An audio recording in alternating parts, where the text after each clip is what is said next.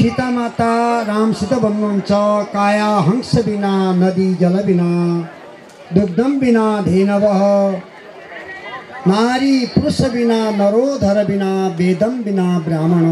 काया शरीर छैन भने आत्मा छैन भने यो शरीरको कुनै महत्त्व छैन। जल छैन भने नदीको कुनै महत्त्व छैन। दूध छैन भने गाईको कुनै महत्त्व छैन। पति छैन भने नारीको कुनै महत्त्व छैन। ब्राह्मण भयो भने ज्ञानी भएन भने कुनै महत्त्व छैन। स्वामी मलाई त्यसो नभन, म हजुरकी परिछाया हुँ, म हजुरलाई छोड्न सक्ने छैन, यसो नभनिदेऊ भनेर आग्रह गर्नुहुन्छ। सुनैना र जनकको घरमा जसले पालन भएकी छिन् सामान्य छोरी होइनन्, ज्ञानकी सागर हुन्, ज्ञानकी भण्डार हुन्। त्यो बेला अझ राम सम्झाउने प्रयास गर्दै हुनुहुन्छ। राम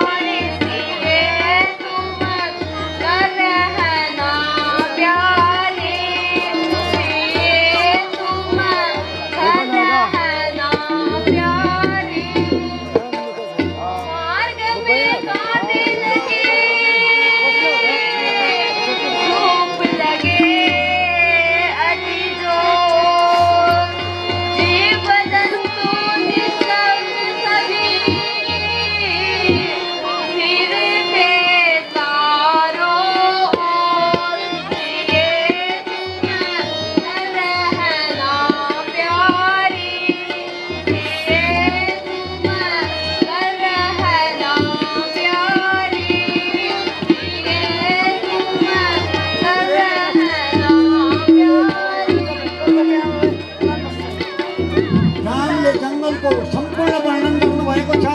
यसैले जङ्गलमा धेरै कष्ट छ, निशाचरहरू हुन सक्छन्, तर त्यो बेला अझ सीता रागिनीमा चलौँदी सङ्ग रघुनाथ घर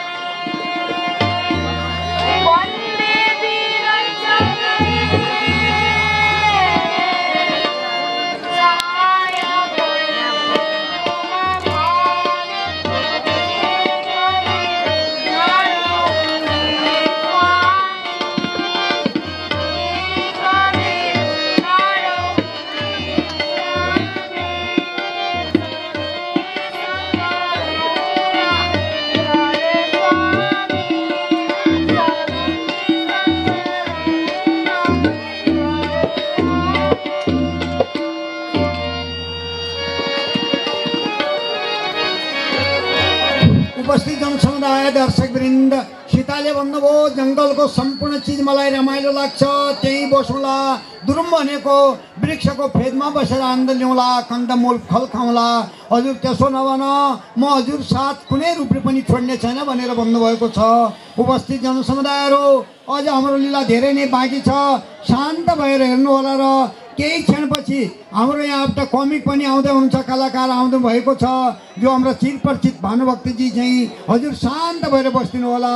त्यो बेला राम भाषामा सीतासित, हे प्राण प्यारी, हे प्राण प्यारी, तुमने ये कष्टदायक बात को क्यों सुख विचारती हो? तुम्हारा वचन सुनकर मुझे भारी कष्ट हो रहा है। कुमारी और कोमल तन वन की कठिन भूमि है। प्राण प्यारी, वन की मुसीबतों को सह नहीं सकोगी, कठिन होगा जिसका परिणाम अच्छा नहीं होगा। उपस्थित जनसमुदायहरू, प्रभुले भन्नुभयो सीते धेरै कठिन हुन्छ, तर त्यो जङ्गल कुकुरलाई त्यति सामान्य रूप नल्याऊ भनेको मान, घरमा बसेर सास ससुरको सेवा गर, त्यो पनि एउटा धर्म हो भनेर भन्दा त्यो बेला सीताको भाषामा, हे प्राणनाथ, हे प्राणनाथ,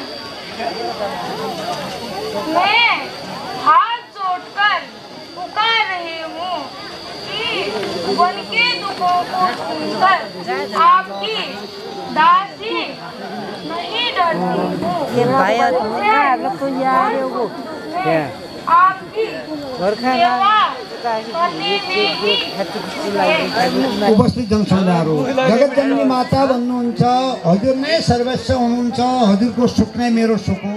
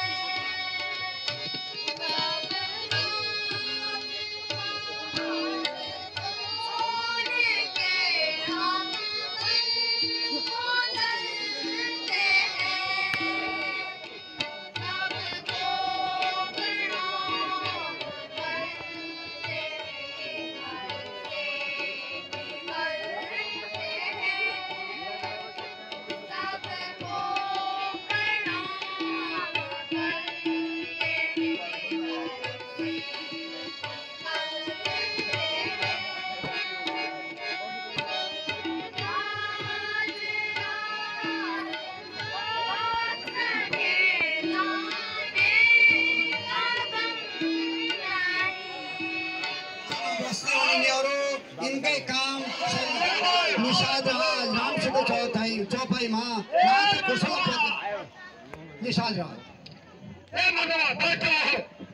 तिनलाई देखेर उहाँ एकदम भोर विभोर हुनुहुन्छ, आनन्द रूपले प्रणाम गर्नुहुन्छ। यस्ता भगवानलाई जसले आज आफ्नै जङ्गलमा आफ्नै कुटीमा प्राप्त गर्ने अपूर्व अवस्था आएको छ, यो अवस्थामा निषाद राज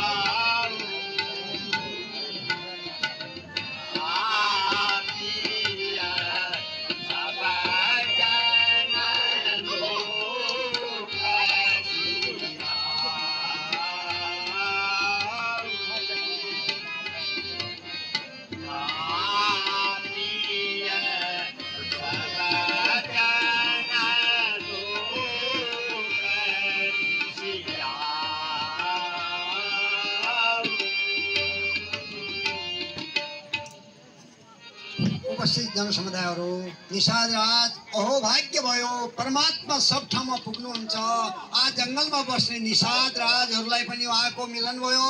यसै बेलामा हाम्रो यहाँ आएर पवित्र गर्दो भन्दा त्यो बेला राम स्वयं भन्नुहुन्छ भाषामा, हे निषाद, हे शाखा,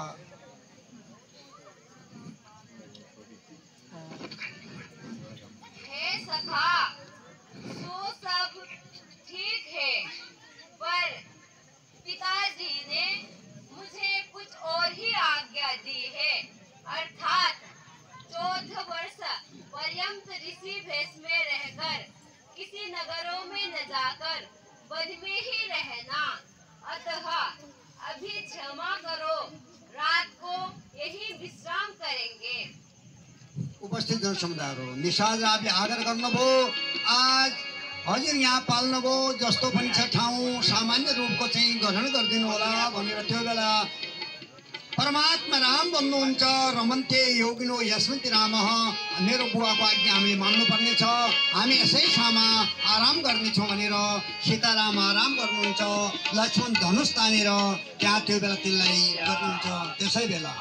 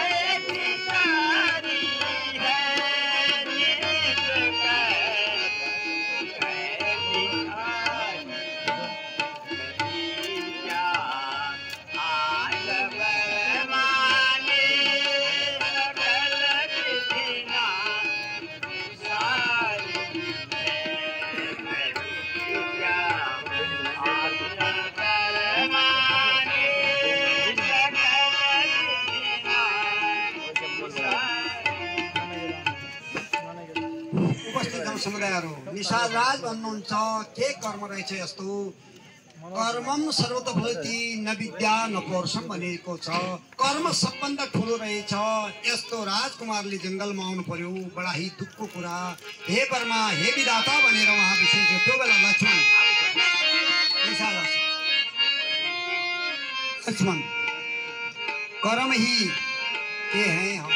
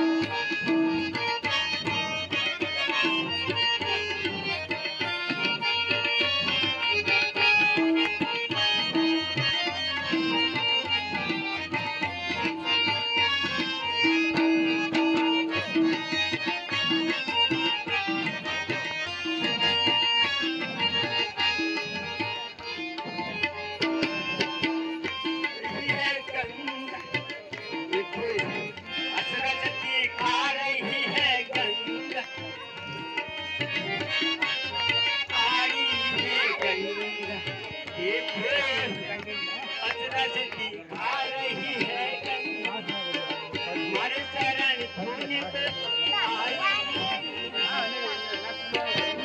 ना तुमने ना मेरी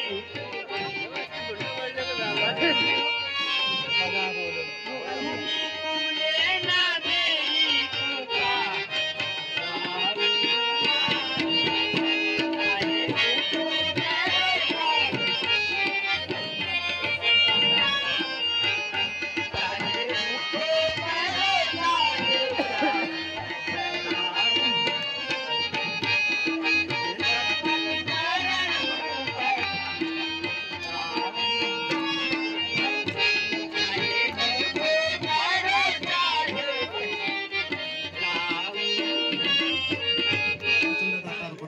उहाँ स्तुतिमा नै हुनुहुन्छ निषाद राज आरती गर्नुहुन्छ। धन्यवाद। दोगडा केदार गाउँपालिका वार्ड नम्बर 5 बस जिमकोट बस्ने कलावती बाजुले हाम्रो रामलीला कमिटीलाई रु 150 प्रदान गर्नुभएको छ। रामलीला कमिटीको तर्फबाट उहाँलाई हार्दिक धन्यवाद दिन चाहन्छु। त्यसैगरी डिलासेनी 5 लेटेकोट बस्ने श्री गोविन्दनाथज्यूले राम लक्ष्मण सीता र निषाद राजको पात्रलाई रु 50 का दरले 200 रुपियाँ प्रदान गर्नुभएको छ। पात्रहरूको तर्फबाट उहाँलाई हार्दिक धन्यवाद दिन चाहन्छु।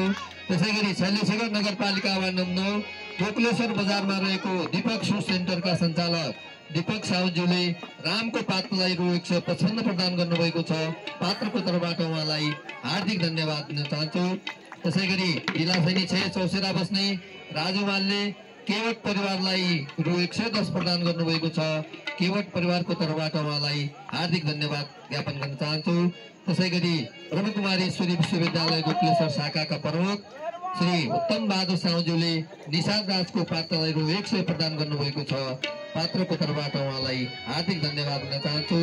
त्यसैगरी शैलेशेखर नगरपालिका वार्ड नम्बर 4 कडापारी बस्ने श्री शङ्कर दत्त भट्टज्यूले निषाद राजको पात्रलाई रु 100 प्रदान गर्नुभएको छ। पात्रको तर्फबाट उहाँलाई हार्दिक धन्यवाद दिन चाहन्छु। ढिलासैनी 6 चौसरा बस्ने भद्रीनाथज्यूले निषाद राजको पात्रलाई रु 50 प्रदान गर्नुभएको छ। पात्रको तर्फबाट उहाँलाई हार्दिक धन्यवाद दिन चाहन्छु। शैलेशेखर नगर बस्ने श्री राधाकृष्ण जोशीज्यूले निषाद राजको पात्रलाई रु 100 प्रदान गर्नुभएको छ। पात्रको तर्फबाट उहाँलाई हार्दिक धन्यवाद दिन चाहन्छु। त्यसैगरी हाम्रो धन्य हो निषाद राज, तपाईँ जस्ता निष्काम प्रेमी भक्तले भगवान राम सीता र लक्ष्मणलाई वन प्रवेशको पहिलो सेवाको अवसर प्राप्त गर्नु भएको आभार प्रकट गर्दै शैलेशेखर नगरपालिका वार्ड नम्बर 9 नायल बस्ने श्री हरिदत्त विष्टज्यूले रु 200 प्रदान गर्नुभएको छ।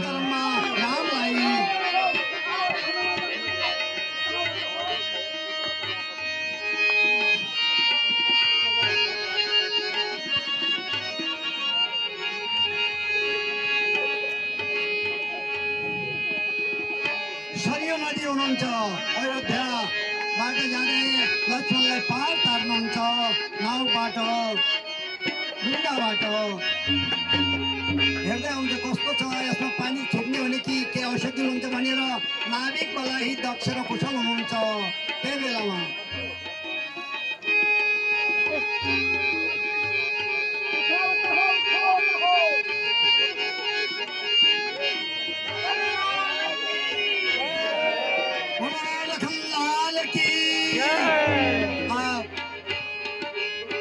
आमा बुवा सबैको कथनलाई यिनीहरूको ध्यान राख्नु होला। सीतालाई तार्नु हो, लक्ष्मण तार्नु हो, आप स्वयं प्रभु परमात्मालाई तार्दा निषाद आफै खटिनुहुन्छ। किनभने उनी जगतका नायक हुन्, ब्रह्माण्डपति हुन् र यस्ता परमात्माको सेवा गर्न पाउँदा निषाद धेरै खुसी हुनुहुन्छ। त्यो अवस्थामा निषादले आफ्ना बन्धुवर्गहरूलाई सबैलाई सङ्केत गर्न सक्नु भएको छ। परमात्मा ब्रह्माण्ड नायकले आज यो पार गर्नुहुन्छ। यस्ता निषाद राजको भाग्य धन्य हो।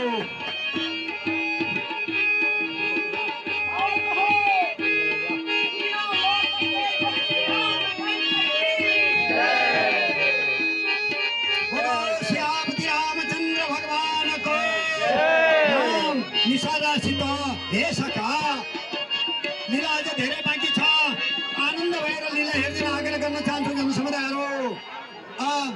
निषाद राज राम निशालासित